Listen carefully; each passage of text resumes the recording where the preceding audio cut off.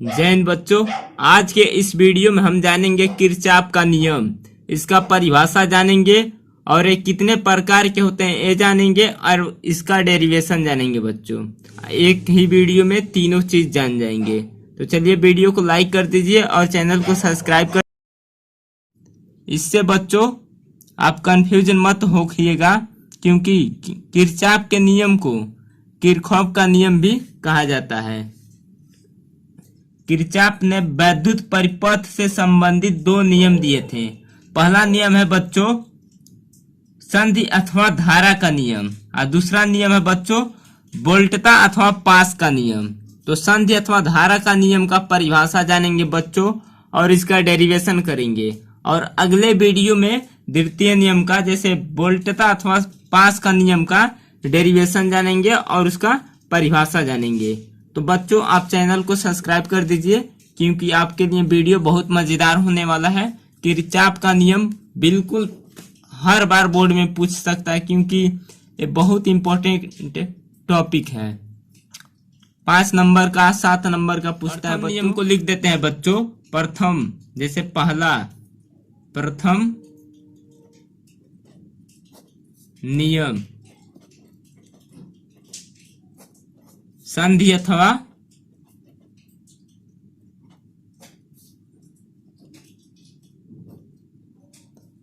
अथवा धारा का नियम।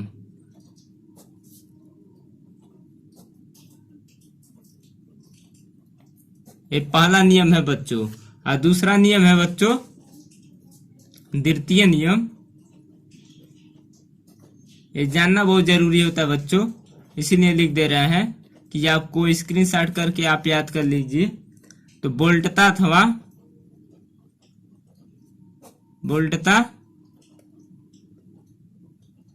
अथवा पास का नियम। दूसरा है वोल्टता अथवा पास का नियम। तो इस वीडियो में हम बच्चों प्रथम नियम जानेंगे, संधि अथवा धारा का नियम।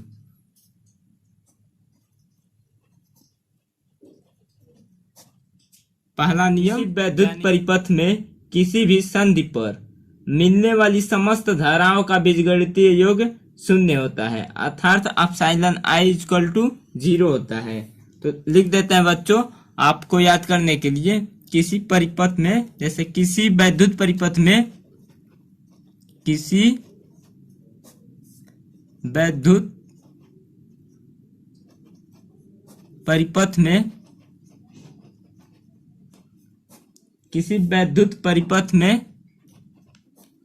किसी भी संधि किसी वैद्युत परिपथ में किसी भी संधि पर मिलने वाली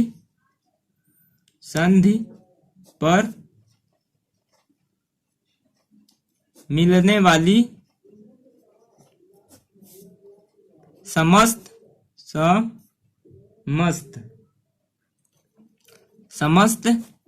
धाराओं का, लिखते नहीं पर आपके लिए आप लिखे रहेंगे तो आपको याद हो जाएगा। समस्त धाराओं का बीजगणितीय योग शून्य होता है। समस्त धाराओं का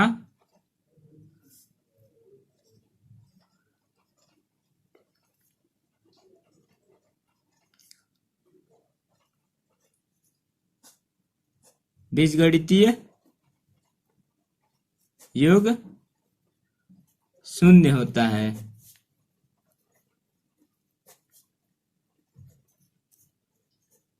एप्सिलॉन आई इक्वल टू 0।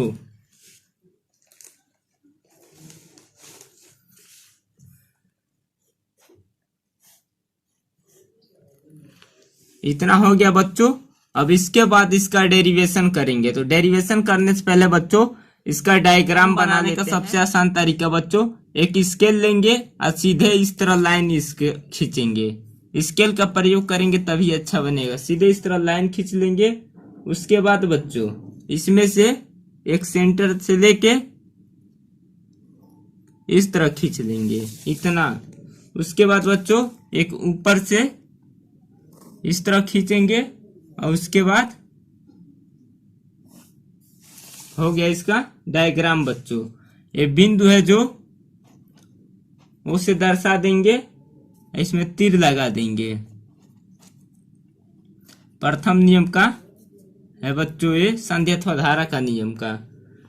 इस पर नाम दे देंगे I1, I2, I3, I4, I5 नाम दे देंगे बच्चों। उसके बाद दूसरा काम करेंगे। आपको पता है कि वो अगर फिजिक्स का है तो कोई चीज डायग्राम बनाने के बाद उसका रचना किस तरफ किया जाता है, उसके बाद आप करेंगे तो नंबर फुल में फुल मिलता है। जैसे 5 नंबर का है तो 5 नंबर मिलेगा, 1 नंबर नहीं कटेगा अगर डायग्राम बना के उसका रचना करना जान गए तो मैं बोल दे रहा हूँ, उस तरह ज्यादा वीडियो लंबा हो जाएगा। तो देखिए सबसे पहले लिखेंगे, माना पढ़ते हैं बच्चों, माना किसी परिपथ में धाराएं I1, I2, I3, I4 तथा I5 बह रही है जो संधि O पर मिल रही है। चिन्ह परिपाटी के अनुसार संधि की ओर धाराएं धनात्मक तथा संधि दूर जाने वाली धाराएं ऋणात्मक होती हैं। इतना जान गए। उसके बाद बच्चों चिन्ह से I1 लिखेंगे, चिन्ह से I1 व I5 धाराएं संधि की ओर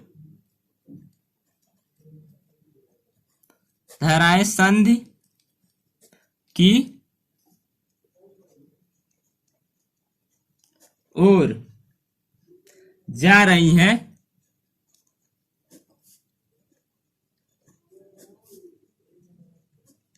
संधि की ओर जा रही हैं तथा धनात्मक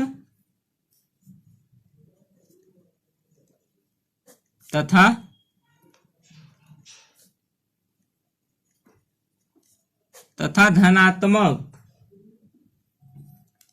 I2, I3,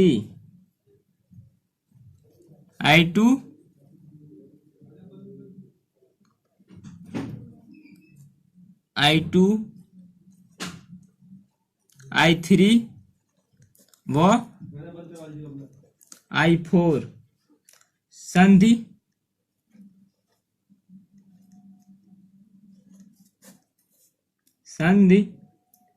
0 से दूर जा रही हैं, 0 से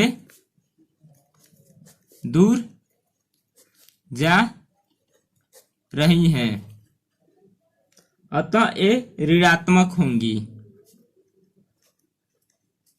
अतः ये ऋणात्मक होंगी। ये वीडियो आपको लेंदी लग रहा होगा पर इतना बहुत जरूरी है लिखना बच्चों। अगर फिजिक्स का आप डेरिवेशन कर रहे हैं तो अब कुछ है नहीं बच्चों, इतना हो गया ना। इसके बाद सीधे लिखेंगे किरचॉफ के नियम से। किरचॉफ के नियम से इतना लिख देंगे बच्चों। उसके बाद अब लिखेंगे, इसका डेरिवेशन करेंगे, बिल्कुल आसान है। इस तरह लिख देंगे बच्चों, I1 plus I5 plus minus I2 plus ये ऋणात्मक है ना, minus I3 plus minus I4 equal to 0। इतना ऋणात्मक है जो दूर जा रहा है, जो पास में है धनात्मक है I1 व I5।